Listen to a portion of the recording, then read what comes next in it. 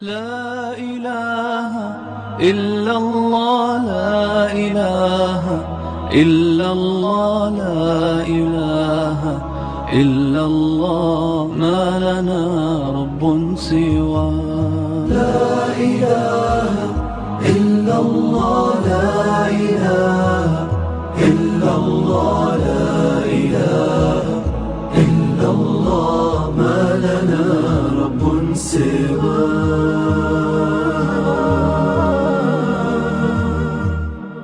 ربنا رب القلوب وهو علام الغيوب، في الشروق وفي الغروب نوره يهدي العصا. ربنا رب القلوب وهو علام الغيوب، في الشروق وفي الغروب نوره يهدي العصا. ربنا الهادي الودود. إن الحمد لله نحمده ونستعينه ونستغفره ونعوذ بالله من شرور أنفسنا ومن سيئات أعمالنا. من يهده الله فلا مضل له ومن يضلله فلا هادي له، وأشهد أن لا إله إلا الله وحده لا شريك له، وأشهد أن محمدا عبده ورسوله. أما بعد، فإن خير الحديث كتاب الله، وخير الهدي هدي محمد صلى الله عليه وسلم، وشر الأمور محدثاتها، وكل محدثة بدعة، وكل بدعة ضلالة، وكل ضلالة في النار. يا أيها الذين آمنوا اتقوا الله حق تقاته ولا تموتن إلا وأنتم مسلمون. يا أيها الناس اتقوا ربكم الذي خلقكم من نفس واحدة وخلق منها زوجها وبث منهما رجالا كثيرا ونساء، واتقوا الله الذي تساءلون به والأرحام، إن الله كان عليكم رقيبا. وقال سبحانه وتعالى: يا أهل الكتاب لا تغلوا في دينكم ولا تقولوا على الله إلا الحق. وقال سبحانه وتعالى: قل يا أهل الكتاب لا تغلوا في دينكم غير الحق. وعن أبي ثعلب الخشني رضي الله عنه قال: قال رسول الله صلى الله عليه وسلم: إن الله فرض فرائض فلا تضيعوها، وحد حدودا فلا تعتدوها، وحرم أشياء فلا تنتهكوها، وسكت عن أشياء رحمة لكم من غير نسيان. رواه الدارقطني بسند حسن. وقال النبي صلى الله عليه وسلم: إياكم والغلو فإنما أهلك من كان قبلكم الغلو في الدين.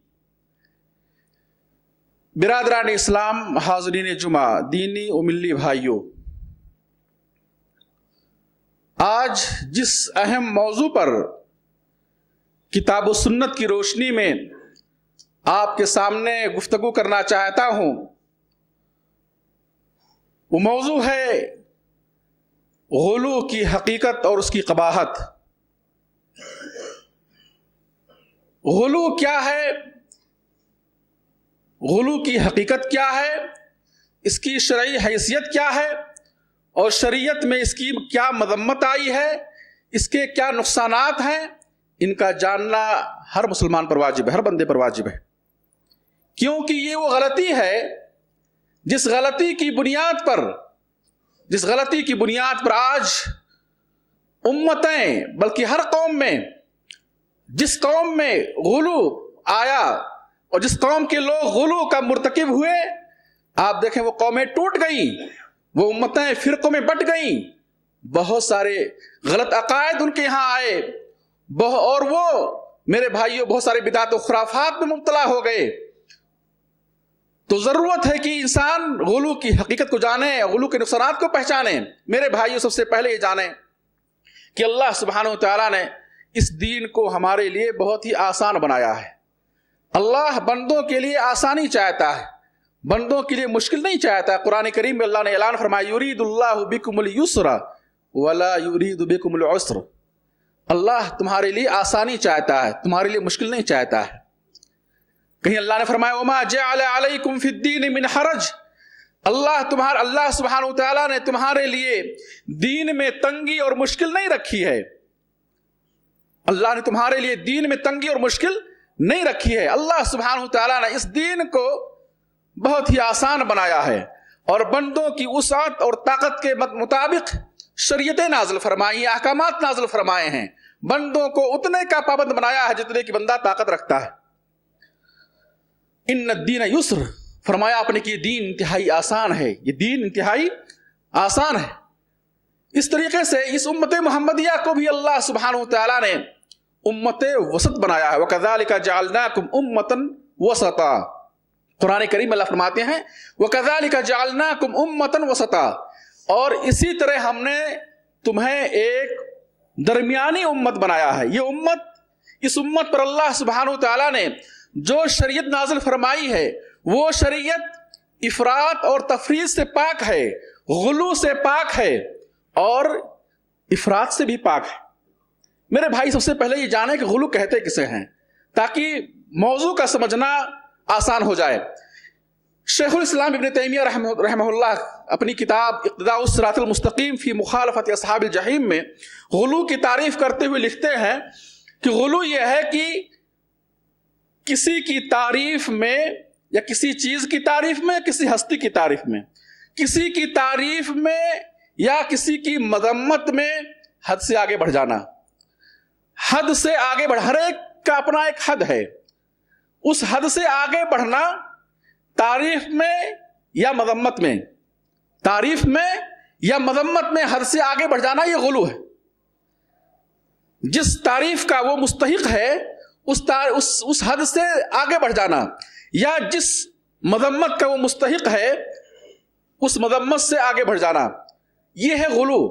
اللہ سبحانہ وتعالیٰ نے حدیث جو میں نے آپ کے سامنے سنائی، سنن دارقطنی کی حدیث صحیح سند سے، اللہ کے نبی صلی اللہ علیہ وسلم فرماتے ہیں، صحابی رسول ابو ثعلبہ الخشنی رضی اللہ عنہ سے روایت ہے، کہتے ہیں رسول اللہ صلی اللہ علیہ وسلم نے فرمایا ان اللہ فرض فرائض فلا تضيعوها، کہ اللہ نے کچھ فرائض تمہارے اوپر مقرر کیے ہیں، ان فرائض کو ضائع نہ کرو۔ کچھ چیزوں کو تمہارے اوپر اللہ نے فرض قرار دیا ہے، واجب قرار دیا ہے، ان فرائض کا اہتمام کرنا اور ان فرائض اور واجبات کی پابندی کرنا تمہارے اوپر، تمہارے لیے ضروری ہے۔ ان فرائض کو ضائع نہ کرو۔ وحد حدودا فلا تعتدوها، اللہ سبحانہ وتعالیٰ نے شریعت کی حدیں مقرر کی ہیں، بندوں کی حدیں مقرر کی ہیں، بندوں کی حد مقرر کی ہے، شریعتوں کی حد مقرر کی ہے، عبادات کی حد مقرر کی ہے، عقائد کی حد مقرر کی ہے، معاملات کی حد مقرر کی ہے۔ ان حدوں سے آگے نہ بڑھو، ان حدوں سے آگے نہ بڑھو۔ میرے بھائیو، وحرم اشیاء فلا تنتهكوها، اور کچھ چیزوں کو اللہ نے حرام قرار دیا ہے، ان حرام کاموں، حرام چیزوں کے مرتکب نہ بنو، ان حرام کاموں کو نہ کرو۔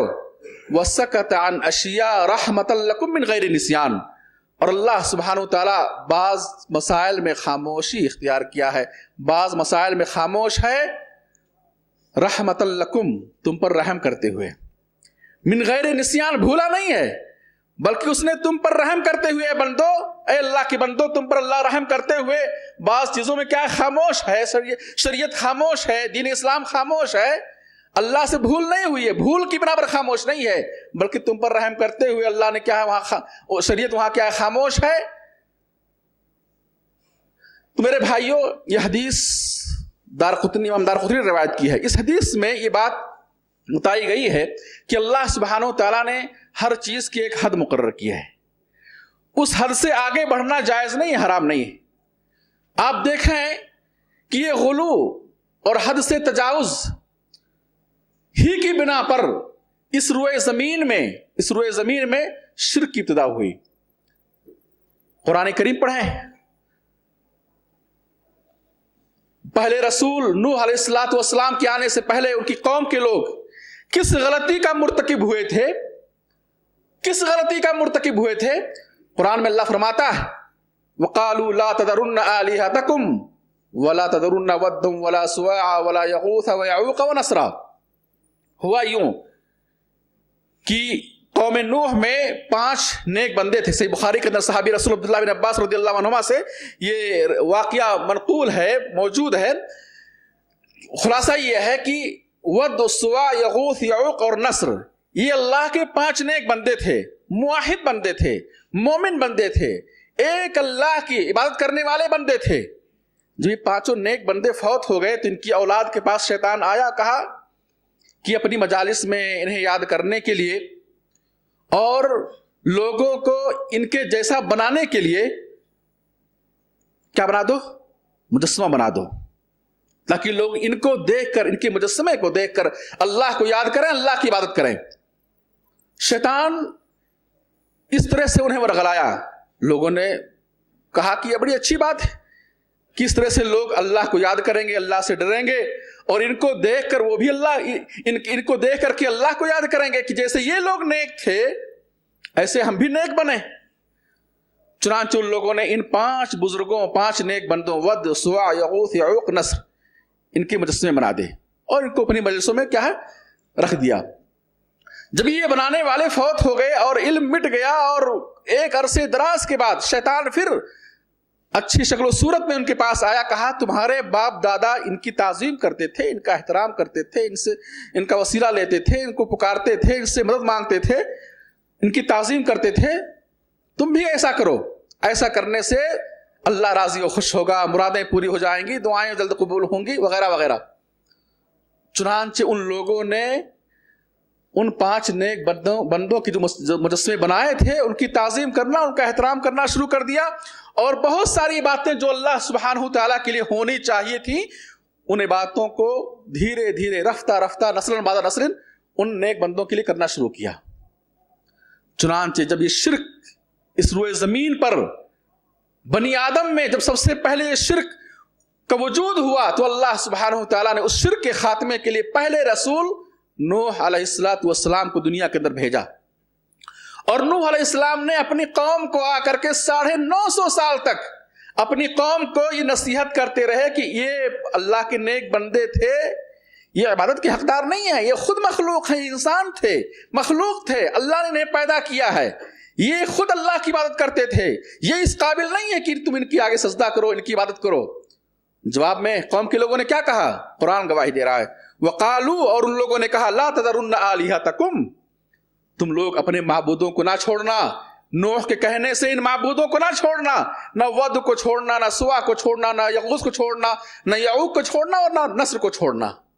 میرے بھائیوں, سب سے پہلا شرک بنی آدم میں جو وجود میں آیا یہ غلو کی وجہ سے آیا. ان نیک بندوں کی شان انہوں نے غلو کیا, حد سے آگے بڑھ گئے, ان کی تعظیم میں, ان کے احترام میں, ان کی محبت میں تجاوز کر گئے, حد سے آگے بڑھ گئے, اور ان کے لیے وہ کام کرنا شروع کیا جو کام اللہ کے لیے ہونا چاہیے. اس طرح سے شرک میں مبتلا ہوئے, اور ان مشرکوں کو سمجھانے کے لیے اور ان مشرکوں کو توحید کی طرف لانے کے لیے اللہ سبحانہ تعالیٰ نے نوح علیہ السلام کو بھیجا. اور 950 سال تک نوح علیہ السلام نے اپنی قوم کو ان بزرگوں کی عبادت سے کیا ہے منع کرتے رہے. جب وہ نہ مانے اور سوائے چند کے ایمان نہ لائے, اللہ سبحانہ تعالیٰ نے پوری زمین میں ایسا عذاب بھیجا کہ سارے کے سارے لوگ کیا غرق ہو گئے, ہلاک ہو گئے, تباہ ہو گئے, سوائے ان لوگوں کے جو ایمان لائے تھے. میرے بھائیوں, میں عرض یہ کر رہا تھا کہ غلو نہ صرف اس امت میں بلکہ سابقہ امتوں میں بھی غلو تھا. لوگ اپنے نبیوں کی شان میں حد سے آگے بڑھ گئے, اپنے اولیاء و صالحین کی شان میں حد سے آگے بڑھ گئے. لوگ جو دین اللہ سبحانہ تعالیٰ نے نازل فرمایا تھا حلال و حرام میں حد سے آگے بڑھ گئے. وہ چیزیں جو حلال تھیں ان کو اپنے اوپر حرام کر لیا, حرام چیزوں کو اپنے لیے حلال کر لیا. نبیوں کے لیے وہ کام کرنا شروع کیا جو کام اللہ کے لیے ہونا چاہیے, اولیاء و صالحین کے لیے وہ کام کرنا شروع کیا جو کام اللہ کے لیے ہونا چاہیے. قرآن کریم میں اللہ فرماتے ہیں اتخذوا احبارهم ورهبانهم اربابا من دون اللہ والمسیح ابن مریم, کہ اہل کتاب یہ نصارہ, ان عیسائیوں نے अपने उलमा को और अपने आबिदों को रब बना लिया। मिन दूनिल्लाह, अल्लाह को छोड़कर इन्होंने अहबारहुम, इन नसारा ने, इन ईसाइयों ने अपने उलमा को, इत्तखदु अहबारहुम व रुहबानहुम, अपने उलमा को और अपने बुजुर्गों को अरबाबा, रब बना लिया, मिन दूनिल्लाह, अल्लाह को छोड़कर। वल मसीह इब्न मरियम, और ईसा इब्न मरियम को भी इन्होंने रब बना लिया। गुलू किया अपने उलमा की शान में, गुलू किया अपने औलिया की शान में, गुलू किया नबियों की शान में, और उनको क्या है, रब बना लिया। मेरे भाइयों, जब ये आयत करीमा नाजिल हुई तो एक सहाबी जो पहले यहूदी थे, आदि बिन हातिम रज़ियल्लाहु अन्हु, वो यहूदी आलिम थे, पहले इस्लाम कबूल किए, अल्लाह के नबी सल्लल्लाहु अलैहि वसल्लम के पास आए, कहा ऐ अल्लाह के नबी, हम लोग अपने उलमा को और अपने औलिया को रब नहीं बनाए थे, उनको रब नहीं कहते थे, उनको हम रब नहीं समझते थे, और कुरान कह रहा है कि उन लोगों ने अपने उलमा को और अपने औलिया को रब बना लिया है। तो आपने कहा क्या वो जिन चीजों को हलाल कहते थे तुम उन्हें हलाल नहीं समझते थे? कहा हाँ। कहा जिन चीजों को वो हराम कह देते तुम उन्हें हराम नहीं समझते थे? कहा हाँ। कहा यही रब बनाना हुआ, यही रब बनाना हुआ।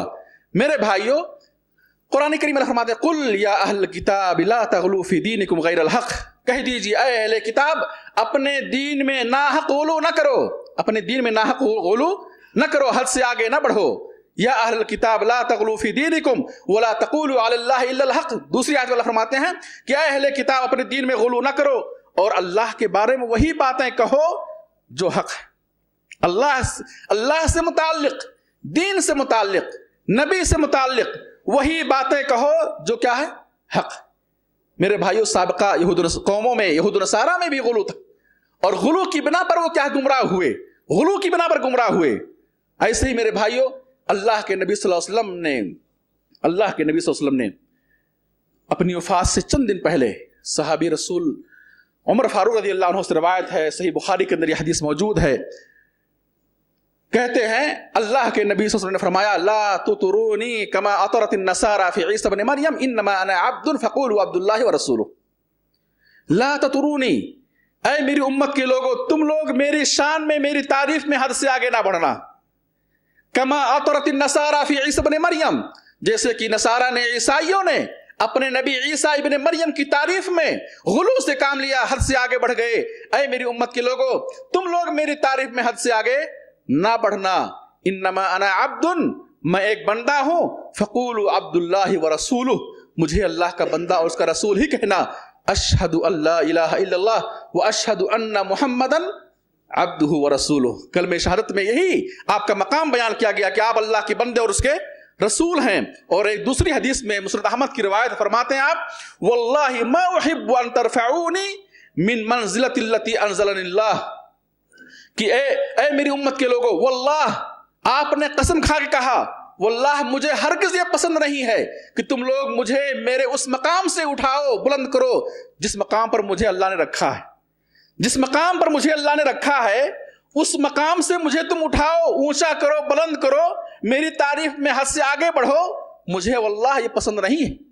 अल्लाह के नबी सल्लल्लाहु अलैहि वसल्लम को हरगिज़ ये पसंद नहीं है कि लोग, क्या आपकी उम्मत आपकी तारीफ में गुलू करे, आपकी शान में हद से आगे बढ़े, आपको उस मकाम पर ले जाए जो मकाम अल्लाह का है, आपके लिए वो काम करे जो काम अल्लाह के लिए होना चाहिए। मेरे भाइयों, अल्लाह के नबी सल्लल्लाहु अलैहि वसल्लम इसी शिर्क के खात्मे के लिए, इसी गुमराही के खात्मे के लिए आप दुनिया के अंदर भेजे गए थे। आपकी पूरी जिंदगी का मिशन ये था कि लोगों, अल्लाह को एक मानो और एक जानो, अल्लाह के साथ किसी को शरीक ना करो। आप फरमाते हैं वल्लाह मुझे पसंद नहीं है कि तुम लोग मुझे मेरे उस मकाम से बुलंद करो जो मकाम अल्लाह ने मुझे अता फरमाया है। ये हदीस मुस्नद अहमद के अंदर मौजूद है, सही सनद से मौजूद है। मेरे भाइयों, तो गुलू, दीन में हद से आगे बढ़ना, ये हराम है। साबिका कौमें इसी बिना पर हलाक हुई और अल्लाह के नबी सल्लल्लाहु अलैहि वसल्लम ने इस उम्मत को भी खुसूसी तौर पर गुलू से रोका। फरमाया आपने इय्याकुम वल गुलू, इय्याकुम वल गुलू, ऐ मेरी उम्मत के लोगों, गुलू से बचना, गुलू से बचना, किसी की शान में गुलू ना करना, दीन इस्लाम में गुलू ना करना, अकायद में गुलू ना करना, गुलू से बचो। इय्याकुम वल गुलू फइन्नमा अहलक मन कान क़ब्लकुम अल गुलू फिद्दीन, तुमसे पहले जो कौमें हलाक हुई हैं, दीन में गुलू ने उन्हें हलाक किया है, دین میں وہ غلو کا شکار ہوئے, حد سے آگے بڑھ گئے. چنانچہ انہوں نے اللہ کی کتابوں میں غلو سے کام لیا اور ان آیتوں کے وہ مفہوم بیان کیے جو مفہوم اللہ نے نازل نہیں فرمائے ہیں. انہوں نے اپنی رائے اور اپنے مذہب کی تائید میں آیتوں کی تفسیر میں تکلف سے کام لیا اور آیتوں کی غلط تعویل کر کے انہیں اپنی رائے اور اپنی خواہش کے مطابق لانے کی کوشش کی. میرے بھائی غلو کا مرتکب ہوئے. انہوں نے بعض ان چیزوں کو اپنے لیے حرام کر لیا جو چیزیں اللہ نے ان کے لیے حلال کی تھیں. بعض ان چیزوں کو انہوں نے اپنے لیے حلال کر لیا جو چیزیں اللہ نے ان کے اوپر کیا حرام کی تھیں. تو فرماتے ہیں فَإِنَّمَا أَهْلَكَ مَنْ كَانَ قَبْلَكُمُ الْغُلُوُّ فِي الدِّينِ, تم سے پہلے کی قومیں جو ہلاک ہوئی ہیں دین میں غلو کرنے کی وجہ سے ہلاک ہوئی ہیں, دین میں حد سے آگے بڑھ گئے. میرے بھائیو غلو کی دو قسمیں ہیں. ایک غلو عقیدے میں غلو ہے اور ایک عبادات میں غلو ہے. عقیدے میں غلو کیا ہے؟ عقیدے میں حد سے آگے بڑھنا یعنی اللہ سبحانہ وتعالیٰ کی وحدانیت میں وہ کام جو ایک اللہ کے لیے ہونا چاہیے, وہ مقام اور وہ مرتبہ جو ایک اللہ سبحانہ وتعالیٰ کا ہے, اللہ کے لیے وہ مقام اور وہ مرتبہ اور وہ خوبیاں خاص ہیں, ان خوبیوں کے بارے میں یہ عقیدہ رکھنا کہ فلاں بھی اس خوبی کے مالک ہے, فلاں عالم الغیب ہے, فلاں دلوں کا حال جانتے ہیں. انبیاء کی شان میں غلو کرنا, حد سے آگے بڑھنا, اولیاء و صالحین کی شان میں حد سے آگے بڑھنا, غلو کرنا, یہ عقیدے میں غلو ہے. اللہ کی صفات میں غلو کرنا, حد سے آگے بڑھنا. میرے بھائیوں آپ دیکھیں بہت سارے فرقے اور بہت ساری جماعتیں یہ دین میں غلو کی وجہ سے بنی ہیں. آج عقائد کی بنا پر جو امت کی تقسیم ہوئی ہے, میرے بھائیو امت آج بے شمار فرقوں میں بٹ گئی ہے اور ہر ایک کے عقیدے مختلف, ہر ایک کا منہج مختلف, ہر ایک کا طریق عمل مختلف, ہر ایک کا طریق عبادت مختلف ہے. صرف کس بنا پر؟ انہوں نے غلو کیا دین میں. انہوں نے نبیوں کی شان میں غلو کیا اور نبیوں کے لیے وہ کام کرنا شروع کیا جو کام اللہ کے لیے ہونا چاہیے. انہوں نے اپنے اولیاء و صالحین کی شان میں غلو کیا, ان کے لیے وہ کام کرنا شروع کیا جو کام اللہ کے لیے ہونا چاہیے. اس طرح سے کیا ہے, وہ گمراہ ہوئے. غلو کی دوسری قسم ہے عبادات میں غلو. عبادات میں غلو, اللہ سبحانہ وتعالیٰ نے عبادت کی ایک حد مقرر کی. مثال کے طور وضو لیتے ہیں.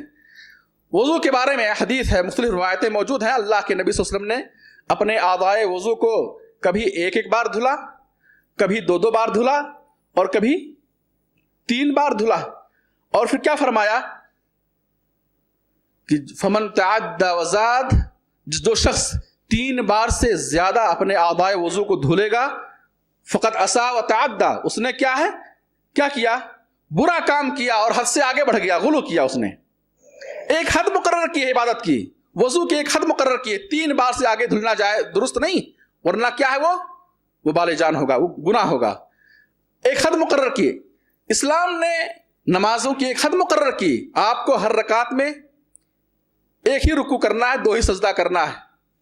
اگر کوئی اضافہ کرتا ہے تو غلو کر رہا ہے, حد سے آگے بڑھ رہا ہے, اور اس غلو کی بنا پر وہ کیا ہوگا, گمراہ ہو جائے گا.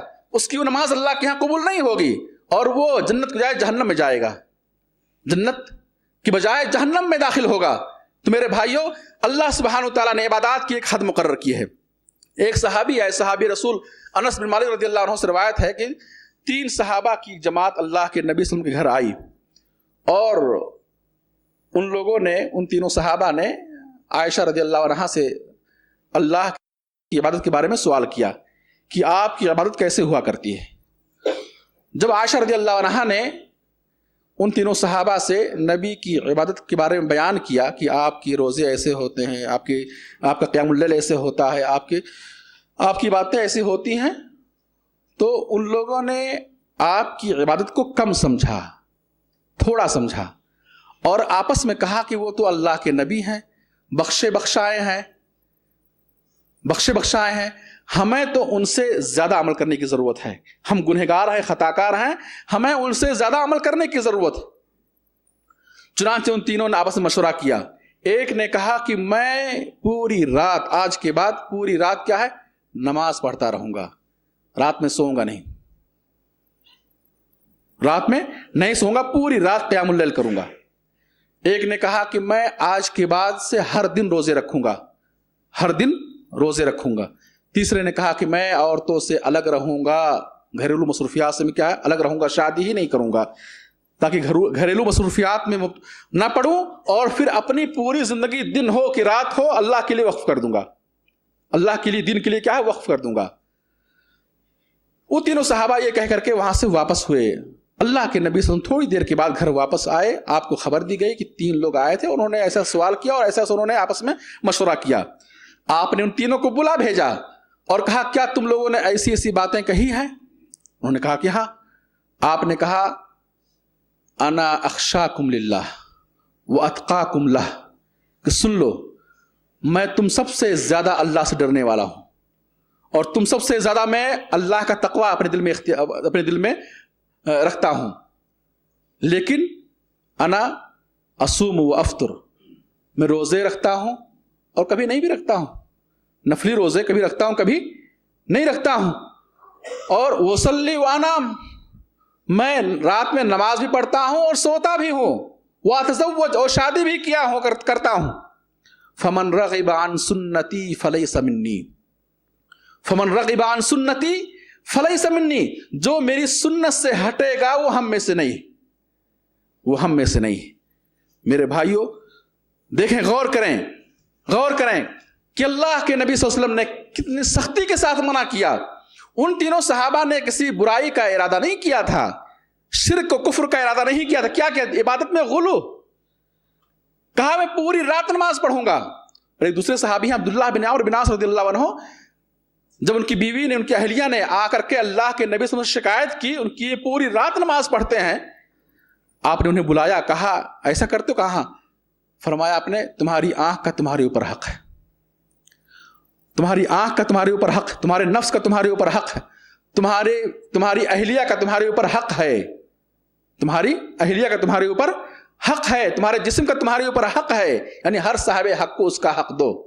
آپ نے پوری رات نماز پڑھتے رہنے سے منع کیا ان کو۔ تو عبادات میں غلو کہ حد سے آگے بڑھنا، حد سے آگے بڑھنا۔ میرے بھائیوں اس کے بہت سارے نمونے آج موجود ہیں ہمارے سامنے، بہت سارے نمونے موجود ہیں کہ آج دیکھیں آپ کتابوں میں لکھا جاتا ہے کہ اس ذکر کو آپ 1,00,000 بار کرو گے تو یہ ملے گا، 1,000 بار کرو گے تو یہ ملے گا۔ لوگوں نے اذکار کی تعداد مقرر کی لاکھوں کروڑوں میں، اور اس کے ثواب مقرر کیے۔ یہ غلو ہے دین میں، یہ غلو ہے دین میں۔ اللہ کے نبی صلی اللہ علیہ وسلم نے اتنے اذکار 1,00,000 بار یہ پڑھو، آپ نے ایسا حکم نہیں دیا ہے۔ اور جو نبی سے آگے بڑھنے کی کوشش کرے گا عمل میں، فمن رغب عن سنتی فلیس منی، جو میری سنت سے ہٹا وہ ہم میں سے نہیں ہے، وہ ہم میں سے نہیں ہے۔ تو غلو عقیدے میں ہو وہ بھی حرام، غلو عبادات میں ہو وہ بھی حرام، غلو شخصیتوں میں ہو، غلو شخصیتوں میں کہ ہم فلاں کو ماننے والے، ہم فلاں شخصیت سے متاثر ہو کر کے ان کی شان میں ایسی تعریف کرتے ہیں کہ انہیں معصوم سمجھنے لگتے ہیں۔ آپ دیکھیں کہ شیعہ کے ہاں جو ان کے 12 امام ہیں، انہوں نے امامت کو اہل بیت میں خاص رکھا، اور پھر انہوں نے 12 امام مقرر کیے، اور ان 12 اماموں کے بارے میں جو غلو سے کام لیا، علی رضی اللہ عنہ سے لے کر کے ان کے 12 امام تک انہوں نے جو غلو سے کام لیا، کہا کہ یہ 12 امام معصوم ہیں۔ کیا ہیں؟ معصوم ہیں، غلو ہے۔ معصوم صرف کون ہے؟ نبی کی ذات۔ وہ دین میں غلطی نہیں کرتے ہیں، انبیاء اکرام سے دین میں غلطی نہیں ہوتی ہے، فتویٰ دینے میں غلطی نہیں ہوتی ہے، مسائل بتانے میں غلطی نہیں ہوتی ہے۔ انبیاء اکرام معصوم ہیں، دین میں وہی بات بولتے ہیں جو اللہ کی طرف سے وحی ہوتی ہے۔ انہوں نے اپنے اماموں کے بارے میں کہا کہ یہ معصوم ہے، کہا یہ غیب جانتے ہیں، بلکہ غلو کرتے ہوئے اپنے اماموں کے بارے میں انہوں نے یہاں تک لکھا، ان کا امام خمینی لکھتا ہے اپنی کتاب کے اندر کہ ہمارے اماموں کا وہ مقام اور مرتبہ ہے جس مقام تک نہ کوئی نبی اور رسول پہنچ سکتا ہے، نہ کوئی مقرب فرشتہ پہنچ سکتا ہے۔ یہ دین میں غلو ہے، دین میں غلو ہے۔ تو میرے بھائی اس طریقے سے لوگوں نے اپنے اماموں، اپنے اولیاء اور صالحین کی شان میں غلو کیا، اور بہت ساری صفات جو اللہ کے لیے ہونی چاہیے ان صفات کو، ان خوبیوں کو ان کے لیے خاص گردانا کہ فلاں حاضر و ناظر ہیں، اللہ کے نبی صلی اللہ علیہ وسلم کے بارے میں عقیدہ رکھا کہ وہ اللہ کے نبی صلی اللہ علیہ وسلم کیا ہیں؟ حاضر و ناظر ہیں. کہا کہ آپ غیب جانتے ہیں، آپ غیب جانتے ہیں، ان کے واسطے وسیلے سے، نبی کے واسطے اور وسیلے سے دعائیں کرتے ہیں. یہ غلو ہے، یہ غلو ہے. فرمایا آپ نے کہ میری امت کے لوگوں میری شان میں حد سے آگے نہ بڑھنا. لوگوں نے اپنے علماء کے شان میں اور اپنی شخصیتوں کے شان میں جن کے وہ معتقد ہیں، جن شخصیتوں کی وہ معتقد ہیں، جن کو اپنا امام اپنا قائد مانتے ہیں، ان کی شان میں غلو کیا، حد سے آگے بڑھ گئے. میرے بھائیوں، صحابی رسول عبداللہ بن عباس رضی اللہ عنہما کہتے ہیں ہر شخص کی بات لی جا سکتی ہے اور چھوڑی بھی جا سکتی ہے سوائے نبی کریم صلی اللہ علیہ وسلم کے. کون ہے؟ عبداللہ ابن عباس رضی اللہ عنہما کہتے ہیں ہر شخص کی بات لی بھی جا سکتی ہے اور چھوڑی بھی جا سکتی ہے. یعنی ہر ایک کی بات میں غلطی کا بھی امکان ہے اور صحیح ہونے کا بھی امکان ہے، سوائے اللہ کے نبی صلی اللہ علیہ وسلم کی بات یہ کہ ان کی بات لی جائے گی، چھوڑی نہیں جائے گی. ان کی باتوں میں غلطی کا امکان نہیں. یہ مقام کسی اور امتی کو دینا، کسی اور امام اور عالم کو دینا، کسی اور شخصیت کو دینا کہ نہیں انہوں نے جو کہہ دیا، ہمارے امام نے جو کہہ دیا وہ حرف آخر ہے، پتھر کی لکیر ہے. میرے بھائیو، گمراہی ہے، غلو ہے، اس سے آگے بڑھنا، غلو ہے، اس سے آگے بڑھنا. امام احمد بن حنبل رحمۃ اللہ علیہ کہتے ہیں کہ مجھے تعجب ہوتا ہے، کہتے ہیں مجھے تعجب ہوتا ہے. کون کہہ رہے ہیں؟ امام احمد بن حنبل رحمۃ اللہ علیہ کہ مجھے تعجب ہوتا ہے ان لوگوں پر جن تک صحیح سند سے حدیث پہنچتی ہے اور وہ سفیان ثوری کی رائے کی طرف جاتے ہیں کہ سفیان ثوری نے یہ کہا ہے، ہمارے استاد نے یہ کہا ہے، اور ان تک صحیح سند سے حدیث پہنچتی ہے اس کو نہیں لیتے ہیں اور اپنے استاد اپنے امام سفیان ثوری کی بات کی طرف، ان کی رائے کی طرف جاتے ہیں کہ ہمارے امام نے، ہمارے استاد نے، ہمارے شیخ نے، ہمارے عالم نے تو یہ کہا. میرے بھائیوں، صحابی رسول عبداللہ بن عباس رضی اللہ عنہ کا یہ قول، ایک اور قول دیکھیں، کہا انہوں نے کہا کہ ہلاک ہوں گے وہ لوگ، ہلاک ہوں گے وہ لوگ، ہلاک ہوں گے وہ لوگ جو اللہ، جن سے میں یہ کہتا ہوں کہ اللہ اور اس کے رسول نے یہ فرمایا اور وہ کہتے ہیں کہ ابو بکر اور عمر نے یہ فرمایا. کون کہہ رہے ہیں؟ صحابی رسول عبداللہ بن عباس کہتے ہیں وہ لوگ ہلاک ہو جائیں اور سیہلکون، اور ایسے لوگ ہلاک کر دیے جائیں گے، ایسے لوگ ہلاک کر دیے جائیں گے جو قال اللہ اور قال رسول سن کر، جو اللہ کا فرمان سنے، رسول کا فرمان سنے اور پھر کہیں ابو بکر نے تو یہ کہا ہے، عمر نے تو یہ کہا ہے. میرے بھائیوں، معلوم کیا ہوا اس قول سے، صحابی کے اس قول، صحابہ کرام کے اس قول، اس منہج سے معلوم یہ ہوا کہ اللہ اور اس کے رسول کی باتوں کے سامنے کسی اور کی بات کو نہیں لی جائے گی. اگر لی جا سکتی تو میرے بھائی، جبکہ وہ خلفائے راشدین جن کے بارے میں فرمایا آپ نے علیکم بسنتی و سنت الخلفائے الراشدین، آپ نے کہا کہ میری سنت کو لازم پکڑو، اور جہاں میری سنت نہ ملے وہاں ابو بکر و عمر عثمان و علی کی سنتوں کو لازم پکڑو. وہ ہدایت یافتہ ہیں، رہنمائی کرنے والے ہیں صحیح راستے کی. میرے بھائی، آپ نے ان خلفائے راشدین کو یہ مقام دیا، ان چاروں صحابہ کو یہ مقام دیا، لیکن پھر بھی ان کی باتوں کو نبی کی بات کے مقابلے میں نہیں لی جائے گی کہ نبی کا فرمان کچھ اور ہو، عمل کچھ اور ہو، اور ان خلفائے راشدین میں سے کسی صحابی کا کوئی رائے کچھ اور ہو تو نبی کی بات کے مقابلے میں صحابی کی بات نہیں لی جائے گی. اور جب صحابی کی بات نہیں لی جائے گی، خلفائے راشدین کی بات نہیں لی جائے گی، تو میرے بھائیو، امت کوئی عالم، کوئی امام، کوئی مرشد، کوئی اور ہستی ایسی ہرگز نہیں ہو سکتی ہے جس کی بات کیا ہے نبی کی بات کے مقابلے میں لی جائے اور یہ جائز اور درست ہو. تو اس طریقے سے لوگوں نے غلو کرتے ہوئے میرے بھائیوں اپنے اماموں، اپنے علماء اور اپنے معتقدی، جن کے وہ معتقد ہیں، ان ہستیوں کی شان میں غلو سے کام لیا، حد سے آگے بڑھ گئے اور ان کی باتوں، ان کے فتووں کو وہ درجہ دیا جو درجہ کیا ہے؟ اللہ اور اس کے رسول کی باتوں کو ہے. بھلے زبان سے نہ کہیں کہ نہیں بھائی ہم تو ان کو وہ درجہ نہیں دیتے ہیں، لیکن حقیقت میں اگر امتحان لیا جائے اور جائزہ لیا جائے تو یقیناً وہی درجہ ان کی باتوں کو دیتے ہیں، اپنے مولویوں اور اپنے اماموں کی باتوں کو وہی درجہ دیتے ہیں جو درجہ رسول کی باتوں کا ہے. اس کا آپ دیکھیں، حدیثیں پڑھتے ہیں، نبی کی سنتوں کی خبر ان کے کانوں تک جاتی ہے، مگر نہیں عمل کرتے ہیں، نہیں قبول کرتے ہیں. کیوں؟ ہمارے امام نے، ہمارے عالم نے، ہمارے مسلک کے مولویوں نے، ہمارے علماء نے، ہمارے مفتی نے یہ کہا ہے، ہم یہ کریں گے. یا ایھا الذین آمنوا لا تقدموا بین یدی اللہ ورسولہ، اے وہ لوگوں جو ایمان لائے ہو اللہ اور اس کے رسول سے آگے نہ بڑھو، نہ عقیدے میں غلو کرو حد سے آگے بڑھو، نہ عبادات میں غلو کرو حد سے آگے بڑھو، اور نہ کسی امتی کسی شخصیت کی تعریف میں غلو کرو حد سے آگے بڑھو۔ میرے بھائیوں، ایک مرتبہ ام حبیبہ اور ام سلمہ رضی اللہ عنہما، آپ کی ازواج مطہرات ام حبیبہ اور ام سلمہ رضی اللہ عنہما نے ایک مرتبہ آپ کے سامنے بیان کیا، کہا کہ حبشہ میں ہم نے دیکھا تصاویر دیکھی، حبشہ میں ہم نے مجسمے دیکھے، تصاویر دیکھی، تو آپ نے فرمایا کہ ان میں حبشہ میں، یہود و نصارہ میں، نصرانیوں میں، اذا مات فیہم الصالح، جب ان میں کوئی صالح بندہ فوت ہو جاتا، بنوا علی قبرہ مسجدا، جب ان میں کوئی بزرگ کوئی نیک بندہ فوت ہو جاتا عیسائیوں میں، تو لوگ اس کی قبر پر مسجد بنا دیتے کہ بڑے اللہ والے تھے، بڑے نیک تھے، ان کی قبروں کو عام قبروں کی طرح نہ رکھو، ان کی قبروں کو پختہ بنا دو، ان کی قبروں پر عمارت تعمیر کر دو، مسجدوں میں ان کی قبر عام قبرستان میں نہ رکھو بلکہ مسجد میں رکھو، یا ان کی قبر پر مسجد بناؤ۔ یہ نصرانیوں کا، عیسائیوں کا طرز عمل تھا۔ آپ نے فرمایا اولئک شرار الخلق عند اللہ۔ کیا غلطی تھی ان کی؟ غلطی کیا تھی کہ وہ اپنے ان بزرگوں اور ان ہستیوں اور ان شخصیتوں کی شان میں غلو سے کام کیے تھے، حد سے آگے بڑھ گئے تھے۔ آپ نے کہا اولئک شرار الخلق عند اللہ، کہ یہ اللہ کے نزدیک بدترین مخلوق ہیں، اللہ کے نزدیک بدترین مخلوق ہیں۔ ایک دوسری حدیث صحیح مسلم کے اندر یہ حدیث موجود ہے، فرمایا آپ نے ہلک المتنطعون،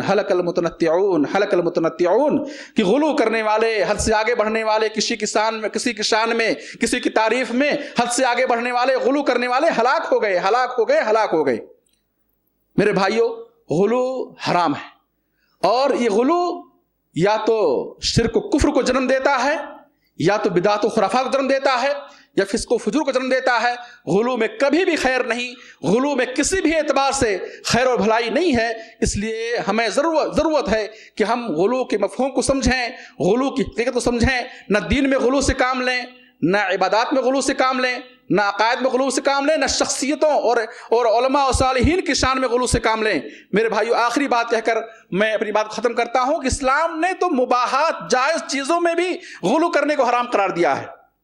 بھائی آپ چاہیں تو دھوپ میں رہیں، چاہے تو سائے میں رہیں، مباح ہے نا، جائز ہے، اس میں بھی غلو کو حرام قرار دیا ہے۔ ایک صحابی رسول عتبہ بن ربیعہ کی بہن نے نظر مانی کہ وہ پیدل حج کریں گے۔ کیا کریں گے؟ پیدل جا کر حج کریں گے۔ آپ نے ان سے کہا، کہہ دو کہ وہ سوار ہوں اور حج کریں، سوار ہو کر کے حج کریں۔ ان اللہ یحب ان یری اثر نعمتہ علی عبدہ، اللہ پسند کرتا ہے کہ اپنی نعمت کو اپنے بندے کے اوپر دیکھے۔ اللہ یہ پسند کرتا ہے کہ اللہ دیکھنا چاہتا ہے کہ بندے کو میں نے جو نعمت عطا کی ہے وہ ان نعمتوں کا استعمال کرتا ہے کہ نہیں کرتا ہے۔ اللہ پسند کرتا ہے کہ بندہ اللہ کی نعمتوں کو استعمال کرے۔ ایسے ہی آپ نے ایک شخص کو دیکھا کہ اس نے نظر مانی تھی کہ وہ دھوپ میں ہی رہے گا، چلے گا، سوار نہیں ہوگا۔ آپ نے کہا اللہ بے نیاز ہے ایسا عذاب دینے سے، اللہ بے نیاز ہے ایسا عذاب دینے سے۔ ایسے ایک شخص کو آپ نے دیکھا کہ اس نے نظر مانی کہ وہ روزہ رکھے گا اور پورے دن کسی سے بات نہیں کرے گا، سائے میں نہیں آئے گا، دھوپ میں رہے گا، پیدل چلے گا اور کسی سے بات نہیں کرے گا، اور پورے دن کیا روزے رکھے گا، روزے کی حالت میں سائے میں نہیں آئے گا، سواری پر سوار نہیں ہوگا اور کسی سے بات نہیں کرے گا۔ یہ اس نے نظر مانی۔ آپ نے اس سے کہا کہ اس کو کہہ دو، اسے بتلا دو کہ وہ روزہ رکھے، سائے میں بھی آئے، سواری پر بھی سوار ہو اور بیٹھے بھی۔ اس نے نظر یہ بھی مانی تھی کہ وہ کھڑے ہو کر روزہ رکھے گا، بیٹھے گا نہیں۔ آپ نے اسے منع کیا، کہا کہ نہیں، اللہ ایسی عبادت نہیں چاہتا ہے، اللہ ایسی عبادت نہیں چاہتا ہے۔ آج بہت سارے لوگ اپنے بزرگوں کی شان میں میرے قصے کہانیاں گڑھ کر لکھتے ہیں کہ وہ ایک پیر پر کھڑے ہو کر کے پوری رات کیا ہے وہ قرآن کی تلاوت کرتے تھے. اللہ ایسی عبادت سے کیا بے نیاز ہے, اللہ کو ایسی عبادت کی ضرورت نہیں ہے. ایک مرتبہ صحیح مسلم کے اندر حدیث موجود ہے, ایک مرتبہ کسی سفر پر تھے, اللہ کے نبی صلی اللہ علیہ وسلم نے ایک صحابی کو دیکھا کہ وہ لوگ اس کے اوپر ایک چادر کا سایہ کیے ہوئے ہیں, ایک چادر سے کیا ہے, سایہ کیے ہوئے ہیں. آپ نے لوگوں سے پوچھا کہ کیا ہو گیا وہاں پر, لوگ کیوں اس کے اوپر سایہ کیے ہوئے ہیں؟ تو لوگوں نے کہا کہ اے اللہ کے نبی, وہ روزے سے ہیں. وہ کیا ہیں؟ روزے سے ہیں. صحرا کا سفر, سخت گرمی کا سفر, سخت دھوپ میں دوپہر کے وقت لوگ اس کے اوپر چادر سے سایہ کیے ہوئے تھے. آپ نے جو لوگوں سے پوچھا کہ کیا ہو گیا, تو لوگوں نے کہا کہ روزے سے ہیں, اور روزے کی وجہ سے, گرمی کی وجہ سے یہ بے ہوش ہو گئے ہیں. کیا ہو گئے ہیں؟ بے ہوش ہو گئے ہیں, لہذا لوگوں نے ان کے اوپر کیا ہے, چادر تان کر کے سایہ کیا ہوا ہے. آپ نے فرمایا لیس من البر الصیام فی السفر, لیس من البر الصیام فی السفر. ایسے سفر میں, جب اتنا مشکل سفر ہو, ایسے سفر میں روزہ رکھنا یہ نیکی نہیں ہے. صحیح مسلم کی حدیث, لیس من البر الصیام فی السفر. ایسے سفر میں, مشکل ترین حالت میں روزہ رکھنا یہ نیکی نہیں ہے, ثواب نہیں پائے گا یہ. ان اللہ یحب ان تؤتی رخصہ کما یحب ان تؤتی عزائمہ. اللہ پسند کرتا ہے کہ اللہ نے جو چھوٹ دی ہے, رخصت دی ہے, اس کو قبول کیا جائے. اللہ پسند کرتا ہے کہ بندوں کو اللہ نے جو چھوٹ دی ہے اس کو کیا ہے, اس چھوٹ پر, اس رخصت پر وہ عمل کرے. اللہ اسے پسند کرتا ہے. تو میرے بھائی, مباحات اور جائز کاموں میں بھی غلو حرام ہے. اس سے غلو کی مذمت اور غلو کی قباحت واضح ہوتی ہے. اللہ سے دعا, اللہ ہم سب کو ہر قسم کے غلو سے محفوظ رکھے. اللہ ہمیں امت وسط بنائے اور امت وسط کے تقاضوں کو پورا کرنے کی توفیق دے. اللہ ہم سب کو افراط اور تفریط سے بچائے, زیادتی سے بچائے. آمین رب العالمین. ربنا آتنا فی الدنیا حسنہ وفی الآخرۃ حسنہ وقنا عذاب النار. ربنا ظلمنا انفسنا وان لم تغفر لنا وترحمنا لنکونن من الخاسرین. اقول قولی هذا واستغفر الله لي ولكم ولسائر المسلمين فاستغفروه انه هو الغفور الرحيم.